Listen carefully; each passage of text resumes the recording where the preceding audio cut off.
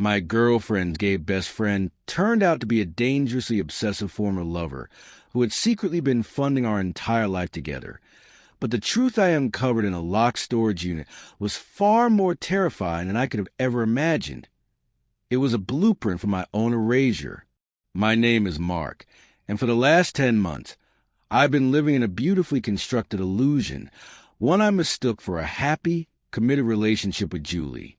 She's a 26-year-old aspiring graphic designer, a woman with a laugh that could disarm a bomb squad, and a seemingly genuine warmth that made everyone around her feel seen. We met at a local art gallery opening. I was there reluctantly, schmoozing with a client from the architecture firm I work for, and she was a vibrant center of a group animatedly explaining one of her digital pieces. We connected over a shared, ironic love for brutalist buildings and genuinely terrible 80s synth pop. It felt easy, destined. She was everything my orderly, blueprint-driven life was missing, a splash of unpredictable color. Moving in together after 7 months felt like the next logical, exciting step. Our apartment became a sanctuary, filled with the scent of her oil pastels, the organized chaos of my architectural models, and the quiet comfort of shared domesticity.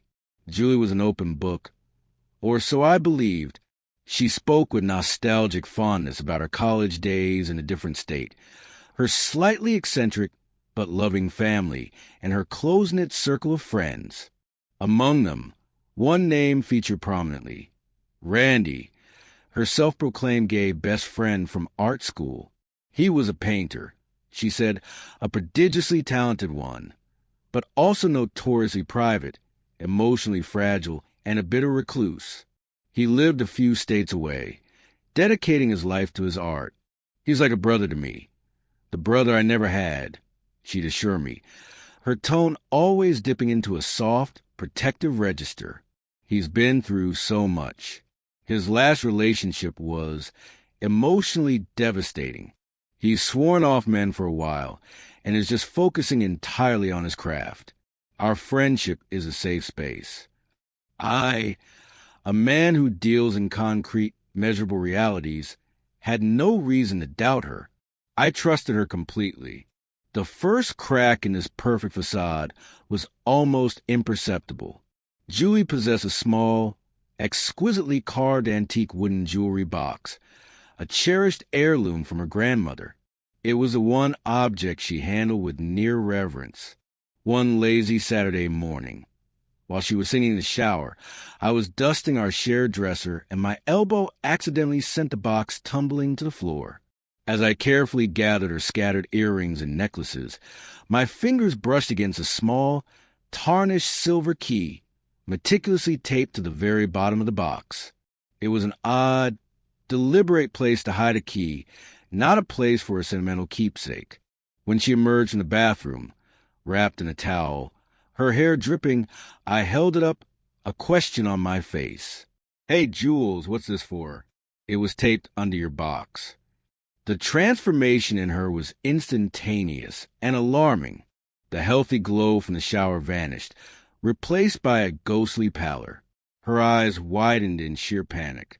She crossed the room in 2 strides and snatched the key from my palm, her grip surprisingly strong.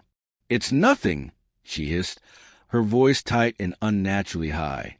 It's just a stupid spare key to my old dorm room. A silly keepsake from college. It doesn't even open anything anymore. I just can't bear to throw it out." Her reaction was a seismic event compared to the minor tremor of my question. A meaningless keepsake doesn't provoke a fight-or-flight response. But she clenched the key in her fist, shoved it deep into her pocket, and immediately launched into a frantic monologue about the new organic grocery store that had opened downtown, her voice brittle with forced cheerfulness. I not want to be the kind of boyfriend who policed her sentimental trinkets. Let it go. But the seed of doubt, tiny and dark, was now buried deep in my mind. The carefully curated Randy dynamic was the next, more glaring red flag. Their communication wasn't a constant, casual stream of texts. It was a series of intense, ritualized events. Every Sunday evening, from 7 to 9 p.m., without fail, Julie would retreat into our home office, locking the door for a 2-hour video call with him. She explained these were sacred art critique sessions, a structured space where they would share their work from the week, offering each other brutal, constructive feedback. She painted a picture of Randy as a brilliant but fractured soul who needed this rigid, predictable, emotional, and creative safe space to function. I believed her. I even admired her for her fierce loyalty and compassion. But the rules governing these sessions were absolute, handed down like commandments. I was never to interrupt. The door was to remain closed. I was never, under any circumstances, to glance at the screen if I happened to walk past the slightly ajar door. On one occasion, I made the innocent mistake of calling out that the pizza I'd ordered had arrived, and she muted the call, flung the door open, her face a mask of furious frustration. "Mark, for God's sake, I told you, this is his sacred time. He has crippling social anxiety. Having a stranger's voice, even yours, intrude on this space would send him into a tailspin for days. You have to respect this." "Sorry," I'd mumbled, feeling like a scolded child. I just thought maybe one of these Sundays I could pop my head in, say hello. I'd love to finally see his work. You always speak so highly of his talent. "Maybe one day," she'd said, her tone softening into a patronizing pat on the head. But the refusal was a steel door slammed in my face. "He's just not ready for that yet. You have to understand." The secrecy began to feel like a constant, low-grade infection. Why was a simple, friendly hello treated as a profound violation? Why were these sessions shrouded in more mystery than a state secret? My architect's mind, trained to identify structural weaknesses and load-bearing inaccuracies, started running diagnostics on her story, and it was failing every test. The breaking point, the moment the entire foundation gave way, was the discovery of the storage unit. Julie had asked me to drop off a box of our old winter coats at a charity donation bin, which was located in the same sprawling commercial complex as a public storage facility. As I was pulling out of the donation center's lot, my eye was caught by a familiar bumper sticker on a sleek, black sedan turning into the storage facility's gated entrance. It was a limited edition sticker from an obscure, moody indie band that Julie absolutely worshipped.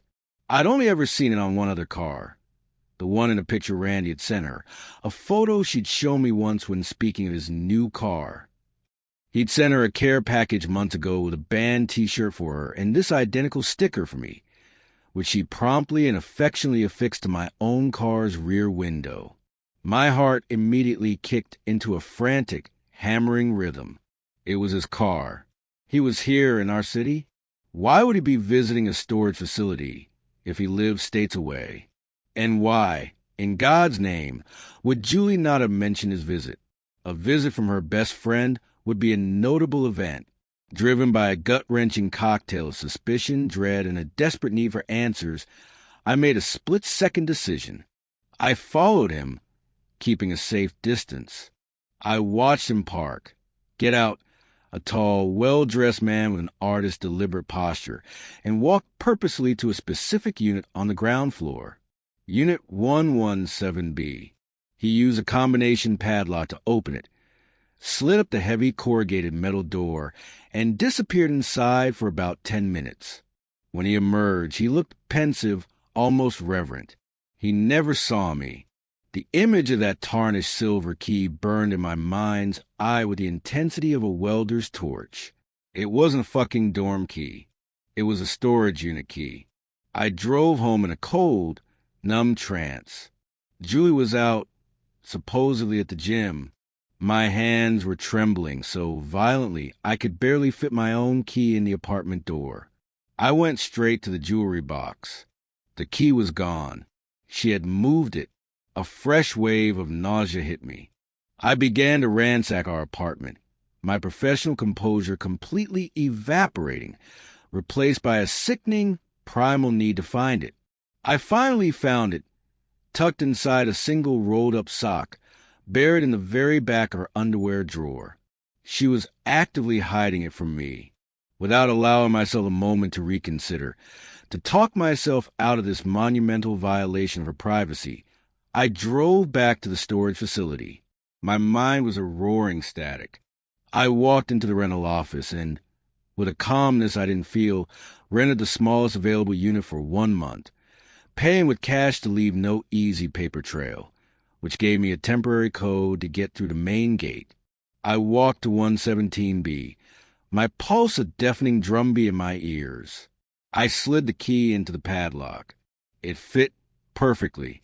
The mechanism clicked open with a sound that felt like the unlocking of a terrible truth. I took a deep breath and slid up the heavy door. The unit was about 10 by 10, and it wasn't filled with old furniture or holiday decorations. It was a shrine, a temple to Julie. Dozens of canvases were stacked against the walls, all of them portraits of her. Julie laughing with her head thrown back. Julie sleeping with an almost angelic serenity. Julie looking pensive by a window. They were masterful, rendered with a technical skill that was breathtaking and an emotional intensity that was deeply disturbing. The love, the obsession, the sheer possession in every brushstroke was palpable, suffocating. In the center of the room, standing on a simple easel and covered by a pristine black velvet cloth, was a large, framed painting, clearly the centerpiece. With a sense of impending doom that tightened my chest, I pulled the cloth away. It was the life-size portrait. She was depicted as a mythological goddess or a pre-Raphaelite muse, draped in flowing white silks, standing in an ethereal forest glen. Her expression was one of serene, otherworldly power, as if she held the secret to the universe. And in the bottom right corner, in elegant cursive script, was the inscription that made my blood turn to ice. To my eternal muse, until we are one again in flesh and spirit. It wasn't signed with his full name, just that single possessive initial. This wasn't the work of a gay best friend. This was the work of a man deeply, obsessively, and dangerously in love. And Julie had been his willing model, his eternal muse. How many Sunday nights had she sat for him, telling me she was critiquing his abstract landscapes? The lies stacked up, one on top of the other, forming a tower of deception. I fumbled for my phone, my hands shaking so badly I could barely operate camera. I took photos of everything, the portrait, the stacks of canvases, the inscription. I covered the portrait again, my skin crawling, locked the unit, and drove home, my mind a chaotic reel of every suspicious moment, every deflected question, every protective lie. I confronted Julie the moment she walked in, still in her workout clothes. I didn't yell. I just held up my phone, displaying a photo of the portrait with its damning inscription. Her initial reaction was one of pure, unadulterated terror. It was the look of someone who had been caught in a lie so vast there was no escape. Then, as the seconds ticked by, it morphed into a strange, almost eerie resignation, as if a heavy burden had been lifted. "Okay," she whispered, her voice hollow, as she sank on the couch like a marionette with its strings cut. "Okay, you found it. You found a gallery of lies." The story that slowly, painfully tumbled out was even more twisted and gothic than my worst imaginings. Randy was not gay. He was not just a friend from college. He was her former art professor, a man 12 years her senior, hailed as a genius in certain small, influential circles. Their relationship had begun during her senior year, intensely passionate, intellectually symbiotic, and emotionally volatile. He was a brilliant artist, she said, but his genius was fueled by a possessive, obsessive darkness. He believed they were artistic soulmates, that their connection transcended the mundane boundaries of conventional relationships. He called her his creative conduit. He said I was his muse, that his greatest work, his magnum opus, could only be channeled through me, she explained, her voice a flat, emotionless monotone, as if she were reciting a story she'd been forced to memorize. When I graduated, I tried to break it off. I wanted a normal life, a career, a relationship that wasn't consumed by his art. He didn't take it well. He threatened to destroy his own career, to tell the College Board I had slept with him for grades, to reveal evidence that I had plagiarized my senior thesis. He said if he couldn't have me in his life, neither of us would have art. He would ruin us both. The friendship was a carefully negotiated, deeply unhealthy truce, brokered out of her fear and his pathological obsession. The Sunday night calls were his non-negotiable stipulation. He would provide her with expert career-making guidance on her graphic design projects, and in return, she would remain his muse, allowing to paint her to maintain their creative channel. The storage unit was his private gallery, a physical manifestation of their shared journey, a place he would visit when he was in town to reconnect with his inspiration, to bask in the image of her.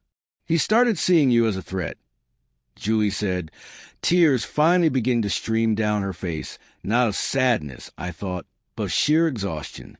A distraction from my true purpose. The portrait, the inscription, it was his way of trying to reclaim me, to mark his territory. I was so scared, Mark. I was trapped. If I told you the truth, I thought you'd see me as this damaged, dramatic mess, this victim, and you'd leave. And if I cut him off completely, I was terrified of what he might do to himself, to my professional reputation, to us. He's not stable. I listened, my initial anger warring with a horrifying, unwelcome wave of pity. She hadn't just been lying to me. She had been living in a gilded cage of her own making, manipulated by a narcissistic and brilliant man who saw her not as a person, but as a necessary component of his own genius, a tool for his art. I'm done, I told her, my voice cold and final, the voice I use with incompetent contractors. I'm done with the lies, Julie. This ends. Today. Right now. You call him. You tell him it's over. The calls, the sessions, the money, all of it. And you do it with me in the room. And then first thing tomorrow, we go to the police and start the process of getting a restraining order. She agreed, sobbing, seemingly compliant. She called Randy on speakerphone. The man who answered was not the fragile, anxious soul she had described for months. His voice was calm, deep, and carried an unnerving magnetic authority. Juliana, he said, the name a deliberate, intimate caress and command rolled into one. I was just thinking of you. The light is perfect this evening. I was wishing you were here to capture it. Randy, I can't do this anymore, Julie stammered, her voice breaking. It's over. The calls, the paintings, all of it. I love Mark. I'm choosing a normal life. There was a long, chilling silence on the other end of the line. I could almost feel him processing this information, recalibrating his strategy. Then he laughed softly. It was the most terrifying sound I'd ever heard, devoid of humor, full of condescension and cold certainty. Juliana, my dear, there is no normal life for someone like you. You are a vessel for something greater. You think this architect, he spat the word out like a piece of rotten fruit, can understand the depths of you? He builds structures of steel and concrete, temporary things that will eventually crumble. We build world from nothing. We create beauty that outlasts civilizations. You are lying to yourself, and you are betraying your gift. I'm not, she said, her voice gaining a sliver of shaky strength. It's over, Randy. Please don't contact me again. Very well, he said, his tone turning to ice. If that is your choice. But remember, every successful design you created, every client you've landed, the soul of it, the genius of it, came from our connection. It flowed through me to you. Sever that conduit, and you sever your own talent. You will become ordinary. You will be designing corporate logos for the rest of your life. And you, my muse, We're never meant to be ordinary. I'll be waiting when you realize your mistake. The line went dead with a definitive click. For the next week, Julie was an emotional wreck, but she seemed resolute. She blocked his number, his email, and all his social media accounts. We began the slow, bureaucratic process of contacting a lawyer and the police to explore a restraining order, though without direct threats. It was an uphill battle. I, foolishly, began to let a sliver of hope back into my heart. I started to believe that maybe, just maybe, we could salvage this wreckage, that the nightmare was finally over, and we could begin the long, hard work of rebuilding trust. I was catastrophically wrong. The final, devastating act of this twisted psychological play was triggered by a mandatory social event. Julie's design firm was a key sponsor of a prestigious local art show, and attendance was mandatory for all employees and their partners. We went arm in arm, putting on a brave, unified front for our colleagues. And then, as we moved through the crowd of chic, cocktail-dressed patrons, we saw it. Centered on the main wall of the gallery, dramatically spotlighted and commanding the attention of everyone in the room, was a life-size portrait from the storage unit. It had been renamed Eurydice, a chillingly clear reference to the myth of Orpheus, the artist who loved his muse so much he tried to bring her back from the dead, only to lose her because of his own doubt. Randy stood beside it, holding a glass of champagne, holding court amidst a circle of fawning admirers. He saw us, and over the rim of his glass, he offered a small, cold, triumphant smile. Julie froze beside me, her hand gripping my arm like a vice, her nails digging into my skin through my suit jacket. He wouldn't, she whispered, her voice a strangled gasp. He promised. He said they were private, just for us. He said he'd never show them to anyone. We learned from the gushing gallery owner that Randy was a mystery artist the show had been secretly commissioned to launch. He was moving his studio back to the city, and this was his grand, triumphant return to the public eye. The portrait of Julie, Eurydice, was a stunning centerpiece of his new collection, ominously titled The Eternal Muse. I watched Julie's face as she looked from the painting, this monumental, public declaration of obsession, to Randy, who stood there, the brilliant, celebrated artist. And in her eyes, I didn't see the fear or the anger I expected. I saw a flicker of awe, of pride, of a deep, undeniable validation. It was the same look I'd seen when she landed her biggest client, but magnified 1,000 times. She was seeing herself reflected back not as a victim of manipulation, but as a goddess, immortalized by a master, celebrated by the art world. She was seeing the legendary, immortal artistic legacy he had always promised her, and it was a more potent drug than the safety and normalcy I could ever offer. Randy gracefully extricated himself from his admirers and walked over to us, his eyes locked on Julie, ignoring my existence completely. "Juliana," he said, his voice a low, intimate murmur that somehow cut to the gallery noise. "They see it. They all see the power, the divinity I've captured in you. This is your world. This is where you belong. Come back to it.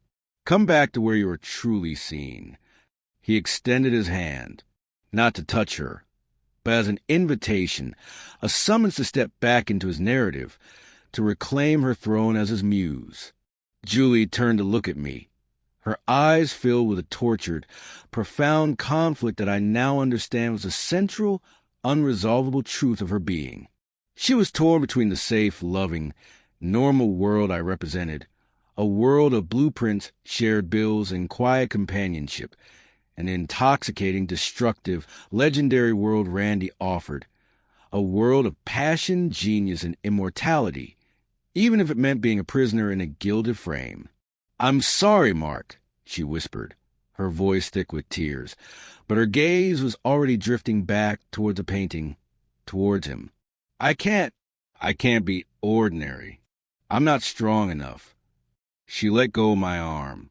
It was the smallest of movements, A simple release of pressure, but it was the most definitive, soul-crushing ending I have ever experienced. I didn't wait for her to take his hand. I didn't say another word. I turned and walked out of the gallery, out of her life, and back into the quiet, predictable, and solid world of steel and concrete, a world that, for all its flaws, was at least real.